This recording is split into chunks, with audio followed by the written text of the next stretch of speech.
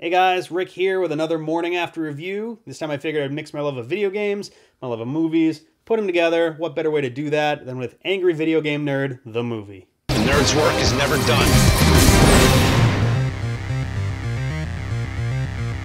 Now, I'm going to level with you. I didn't actually see it last night. I saw it last week. Haven't had time to sit down and put the camera in front of me to talk about it, but I'm actually kind of glad I did, because my mindset on the movie now is actually very different from what it was last week, now that I've had time to digest it. It's a lot better in my mind than I probably would have said about it then. That wasn't a sentence. It is a better movie than I thought it was last week, is basically what I'm getting at. If you've never heard of Angry Video Game Nerd, turn off this video and go watch some of his videos, because he's been around for about 10 years, maybe a little longer now, and he's become a bit of a cultural icon, at least as far as YouTube and gamers, and especially gamers on YouTube, you know, Let's Players and game reviewers, probably all have taken a pretty big cue from James Rolfe's character. It's interesting because going in, I kind of was a little worried it was going to be just a 2-hour skit. Like, he reviews a game and things are crazy and he swears a lot and that's it. But it actually is a lot more and a lot deeper than that, which made me really glad, because I wasn't sure what was going to happen when I went in there. We may as well jump to the plot, I guess, right? That's the big thing. The movie focuses on three characters. You've got the nerd, which is his name, I guess. His boss thinks his name is Herb, and he has to keep, correcting him, and says, "My name is Nerd," or "The Nerd," or something like that. So you got the nerd. You've got his friend Cooper, who has a show called something like Super Rad Awesome Nerd, which is not good, I guess. You actually get to see one of the videos for that. It's not great. And this girl named Mandy, who actually is working for a company that is trying to create the sequel to E.T. Not the movie, the video game. They decided that the cool hip thing today is playing bad video games and watching bad movies, which is kind of true. We've got this age of YouTube reviewers and Let's Players, and more often than not, the funnier stuff is when you play a bad video game. You've got Angry Video Game Nerd, you got Nostalgia Critic with bad movies. You have on Rooster Teeth's channel, they have Rage Quit, where Michael plays some of the weirdest games, usually Xbox Live Arcade, that you've ever seen, and they get a lot of their laughs from being really hard or really frustrating or really bad. It's one of those three things. And even on our own channel, we've had, Majora's Mask is a game that I love and John loves and a lot of us love. And we were very frustrated with that game at some points. And I think our biggest laughs came from us acknowledging that it's not as good as maybe we thought it was. Or, it's got flaws. Maybe it's limitations of the N64. Maybe it's just us forgetting things or misremembering things. But either way, bad video games and bad movies have this weird place in our heart now, where we appreciate them a little bit more than maybe even they deserve, or maybe they don't. People put a lot of work into that stuff, so it's nice to be able to acknowledge that effort, even if the result is terrible. So this company decides they're going to intentionally make a bad E.T. game called E.T. 2. And they're going to get the nerd to review it, because whatever the nerd reviews sells like hotcakes. And you get to see that in action. He works at a game store. I think it's called Game Cops. He did a review of some game, and it wound up selling really well at the store. And they're asking him to stock this new game on the shelves, and he sees what it is, and it's an obvious, Call of Duty, Modern Warfare, not Modern Warfare here, those ones are actually pretty good, but like the old Call of Duty, the really repetitive ones, Gears of War style thing, and he's just like, this is awful, this is the worst fucking piece of dog anus I've ever seen. And he tells this to a customer who just kind of smiles and like grabs the game and buys it and goes, and he kind of realizes like, oh god, what have I done? And at this point, he's been getting pressured a lot by people to review E.T., which I assume is based on a true story. He's been reviewing games for a long time, and I imagine not long after he got started, he was getting reviews for E.T. because a lot of people said it was, you know, the worst game ever made. The movie itself actually opens on a history of E.T. the game. And I hate to say it, it's not this E.T., it's actually this E.T. It's, you know, I get the feeling that they weren't actually trying to go for authenticity. They probably wouldn't have put the real E.T. in, even if they had the rights to it. It's a little funnier to be able to make fun of it this way, and it pays off later, actually. But so he's getting begged to do ET, and he says, no, until finally he's talked into the situation. Mandy meets up with the two of them and says, like, hey, you know, this is how would you like to play ET2? And it's, you know, he has an expectable reaction. But he decides to kind of go along with it and says, all right, here's what we're going to do. We're going to go to Arizona, where the games are supposedly buried, which they talk about how E.T. may have, in a very major way, caused the game crash of '83. We're going to go to Arizona, we're going to dig up whatever's there, and you know what? I will play whatever's in there. He doesn't believe that it exists. They're going off of a really, like, grainy black and white photo, so he doesn't believe that the games are actually buried there, and he has no interest in playing the game. So they go off, they get to Arizona, they got a couple guys with shovels to start digging, and they start recording, and then suddenly the military is involved, and things just go from like 0 to 60 for the rest of the movie. The rest of it is just like foot to the floor, what is going on, crazy like mystery, there's a lot of suspense. It's a pretty convoluted plot that gets woven in. Like, you got to give James credit. He wrote a pretty good script as far as like where things tie in and how it all fits together. Obviously, you know, he's one of the most film aware people I've ever seen. He knows more about movies than most, you know, professional movie makers. And he borrows a lot of the elements that he's seen to make a really clever movie that is also a really bad movie. All right, so I should probably, you know, clarify what I mean by that. I don't mean that this movie is bad in the sense that, God, I've wasted 2 hours, this is terrible, this is, you know, it's bad in a good way. It's very B-movie. Like, there's a lot of elements that are intentionally corny. There are some spots where they're using CGI when it fits, and then there are spots where they use miniatures where it also fits.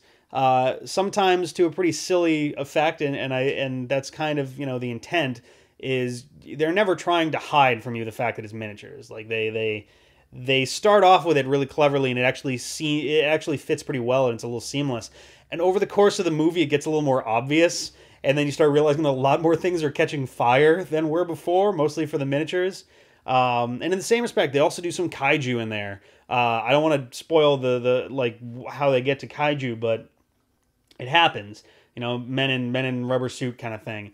And it's hilarious, and it fits, weirdly enough. They make a silly joke early in the movie that comes back in the form of this crazy kaiju battle, and it's pretty damn awesome.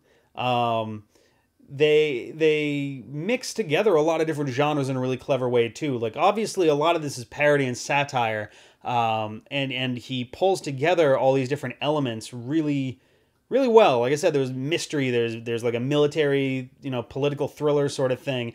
There's also a romance movie parody in there, you know, and there's the big monsters and smashing the cities and all that stuff. Speaking of which, again, the effects are done for comedy. Very rarely is there an effect in the movie that's done for the purpose of drama. It's usually something that's intentionally silly and intentionally underproduced to make it like really obvious. I wouldn't be surprised if actually part of the reason he did that was to wake people up a little bit and go, hey, you know that thing, you know that time where people are running away from Godzilla? It's probably in front of a green screen. We're being honest about it because, you know, we don't have the budget to make it look good, and we figured this is funnier. But, you know, sometimes people forget, which is, I mean, it's not a bad thing. The whole point of a movie is suspension of disbelief, and it's escapism and the illusion and all that. But yeah, green screens, there's people like running, like 6 or 7 people standing in place and jogging in front of a green screen, and that's their running away effect, which is pretty funny. So the effects are kind of cheesy, but they fit in a weird way. Everything's, you know, parody, satire. It all kind of wraps together into this weird very self-aware kind of film. Like, it knows how silly it is. It knows that it's going way beyond the bounds of what is believable for a movie, and just kind of says, "I don't give a fuck," which is great because we see a lot of really over dramatic movies. For example, The Dark Knight is one of my favorite movies of all time, but it is really dramatic. And if you're in the mood for something light, then obviously you're not going to pick that one up. You're not going to pick up a lot of action movies if you're feeling up for something light, just because they tend to play really heavy and deep dark tones and everything. And this one plays up the dark in a really silly way, which is a lot of fun. One thing they do really interesting is they mix the genres up a lot. There's a lot of different elements that go on here, and almost all of them are done in a silly, satirical way. They have, like a mystery element to it when they're, talking about how this game existed and why did it get buried and what is the truth behind the game. There's actually a pretty deep, compelling sort of mystery going on there. There's like military and political thriller stuff. They get tangled up with the military. There's aliens. There's like a crazy alien plot in there that's actually really well done, and I'm kind of hoping that James merchandises on it a little bit, because there's a character that I would love to get a figurine of sometime in the future if he ever decides to. So I'll keep an eye out for that. They also work in like kaiju. There's a kaiju plot in there that comes kind of out of nowhere. Like, they drop a hint for it earlier on in the movie, but it's not done in such a way that it's really obvious. And when it comes back, it still fits, which is hilarious. They do kaiju and they do miniatures, and both of them fit really well. Like, you wouldn't expect it, but it works. It just works, and not in like this is a low budget movie kind of way. It actually works in like a storytelling way, in a strange sort of sense. At first, it's really subtle when you're seeing the miniatures. Like, it's you can still tell, but it's not done in a way where it's like, look at me, I'm a tiny car, or anything like that. It's sort of like, oh, it's a faraway shot, and they couldn't afford to do like an aerial thing or anything, so they're doing miniatures. By the end, you're starting to realize they're doing a lot more miniature shots, and there's a lot more of those miniatures catching fire and blowing up, which is pretty fucking hilarious when it comes down to it. They do those. The genre that they use that fits kind of the least winds up being a romance plot. It's worked in really strangely, and I think the idea was that it was done on purpose. It was done badly on purpose to make fun of sudden romantic subplots that kind of sweep in. Like, half of the movie, there's just this thing that happens, and then it disappears entirely, and then it comes back at the very end in a way that's completely unexpected, which is good because again, you don't want to expect things in a movie. You want to be surprised by movies, or else what the hell is the point? If your imagination is jumping ahead of the movie, then you're not being entertained. You're just kind of imagining things. It was just a little out of place. It didn't mesh the same as the other movie elements. I guess it just wasn't as smooth of a transition. The second thing was that there was this weird fake gamer girl subplot that worked its way in, which I wasn't sure how I felt about it, and honestly, out of all the things that I've taken and thought about over the last week, it's the one that still doesn't... I'm still not sure if it was an on-purpose, parody thing, or if it was a sort of unintentional hot-button-ish thing to hit on. I am of the opinion that it doesn't matter what you like. You can like whatever you want, or dislike whatever you want. That's up to you. Everyone's got their own opinions, their own personalities. Vin Diesel is a huge D&D nerd, which you'd never expect if you watched his action movies. And would you ever watch Chronicles of Riddick and then go, oh yeah, he's probably got like a level 12 sorcerer kicking around somewhere, but like me myself, I'm currently a huge Marvel fan. I'm a pretty big DC fan as well, but like the Marvel Cinematic Universe has been growing over the last 6 years, has been really impressive, and I've really gotten into it. But before Iron Man came out, I knew very little about Marvel. I knew what I knew from childhood, from cartoons. Like, I knew X-Men to a degree. I knew Batman to a degree. Obviously, he's not Marvel, but like out of all the comic stuff, I knew Batman, I knew Wolverine and the X-Men, and I knew Spider-Man a little bit. And that's pretty much it. I didn't know very much at all going into those movies. But coming out of those afterwards, I really got into them, and I really love them now. And you know, I've read a lot about them. I still don't really read much in the way of comic books, but I love reading about the characters and the stories that have been being built. That's kind of weird for 75 years now. You know, it's impressive to see that kind of storytelling, and I'm totally 100% into it now. Does that make me a fake comic book nerd? Maybe. I don't know. Does it matter? Is the thing. And the way they put it into this movie is less, you know, they're not accusing her of like, you're not really a gamer, you're lying, why do they all have to be lies, which is, you know, the popular, I'm not even going to get into it right now. But they just sort of play it up as it's more done as this is the character that she came up with in order to be easier to make it easier to talk to them about games, which is done in a, you know, it's not necessarily the most tasteful way, but it's a way. And eventually they find out that she's been lying to them, and they take it kind of hard. Well, one of them takes it hard. The other one doesn't, you know, it doesn't affect him that much. He's more worried about something else that I won't, you know, spoil for you guys. It's just kind of strange to see it actually done up on the big screen. The last thing, and I feel bad that like the problems I've got with this movie are all related to the Mandy character. It's not on purpose. She's a fine actress. She does a great job with what's in front of her. And it's not even necessarily bad writing. I think it's just that the you know, the satirical point of these things was maybe just a little off center, and it wound up, you know, falling a little bit flat. The last one is that they took the female protagonist and female antagonist, and they kind of shooed them out for like the middle third of the movie. It was really strange. They go off on their own so that the guys can do their manly things in the military and the aliens and the guns and the games and blah. And I feel like, again, this is James kind of making fun of movies that do that. They'll, you know, put the men up front and the women stay in the back.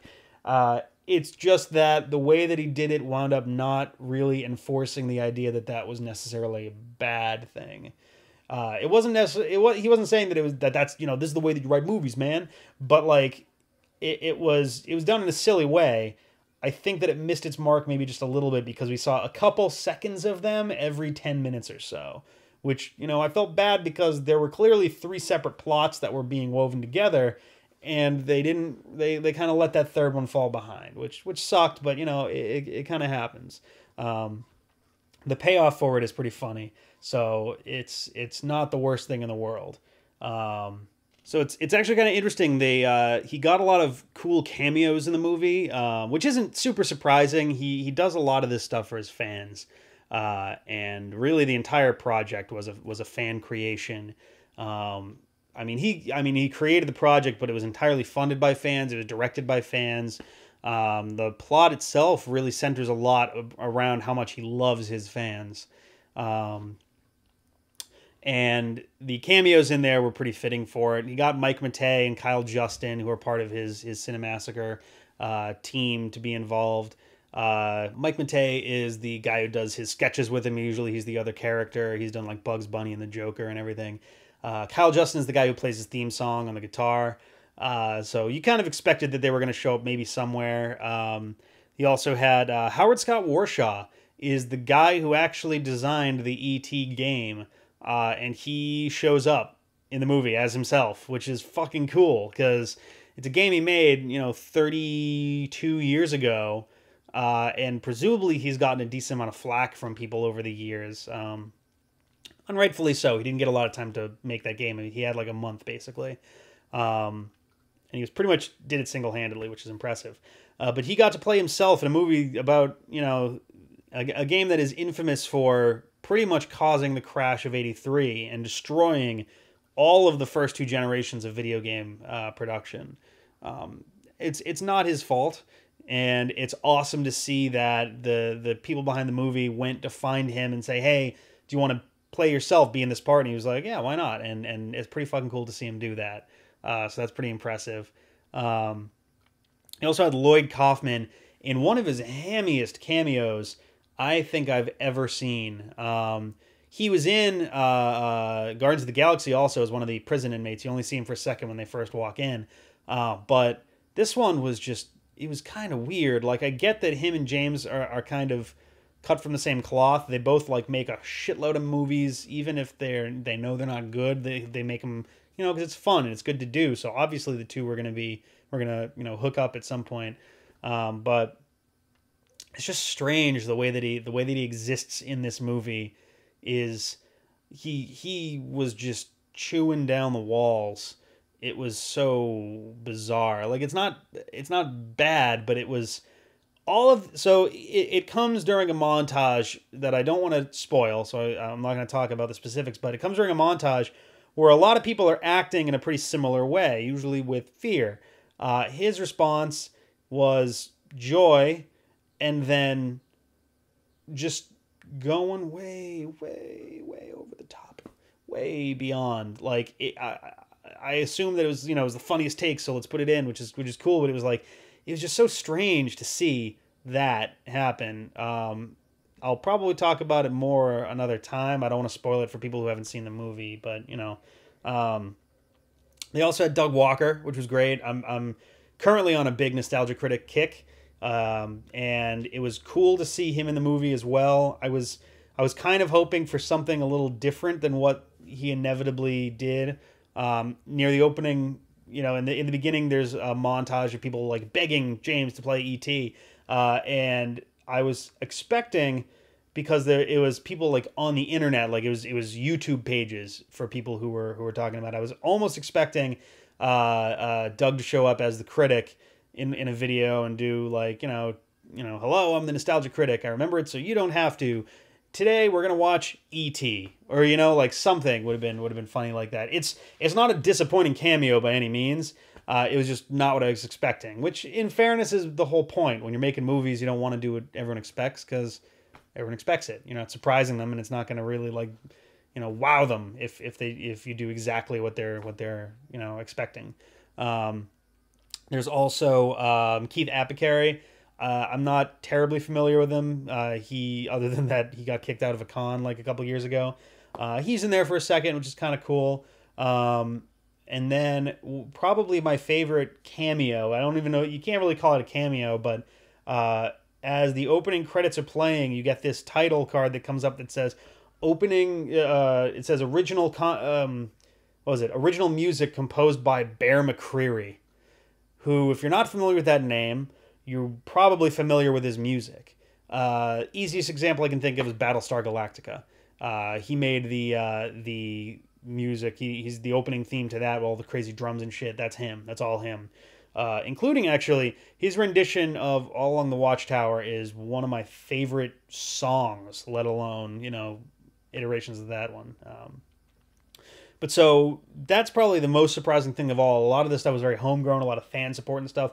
And then here's fucking Bear McCreary comes out of nowhere and gets involved, which is fucking awesome, really. And yeah, like it's nice to see someone who has some serious clout on YouTube, still very much concerned about his fans. He's still, and not in a selfish sort of I hope I don't lose any fans sort of way, and a more like I think he really does love his fan base, really, really deeply and meaningfully. And obviously, you don't get anywhere if you don't have fans as far as YouTube goes. And I think he knows that. And I think he really appreciates the fact that he's had such a supportive and dedicated fan base over the last 10 years. And it's nice to see someone who really cares about that kind of thing, as opposed to, we have a lot of celebrities in this country who just sort of, they're really spoiled and really selfish, and they ask for a lot of stuff and a lot of money and a lot of, just things, and they don't really think much about the people they're influencing. Whereas James is well aware that he's got, millions of fans. He's probably been pretty influential to why Let's Play exists, to be totally honest. So it's nice to see that he really does care about his fans in that kind of way. I don't know if I have anything terribly much more to say. If you haven't seen it yet, check his website at cinemasker.com, I think. Oh, we didn't fuck that up. And I think the show dates are there. It's a pretty thin tour. It's not going to be in terribly many places, and it's probably coming down to the end if it hasn't finished already. If you don't get a chance to see it, I think it's going to be on video on demand on September 2nd, and then a DVD coming out later in the year. So if you like AVGN, if you like B movies, if you like, satire or parody, definitely see the movie. If you're not a fan of those, then check it out anyway, because you might see something silly that you like. And definitely stick around for the credits. It's worth it, especially to all you diehard AVGN fans.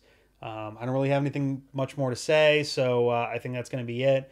Next time we're going to do Iron Man, like we said we were going to do last time. We just needed more time to put it together. We're kind of new at this whole thing.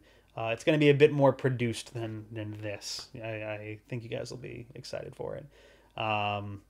So yeah, I guess with that, we'll see you guys next time. The angry video game nerd.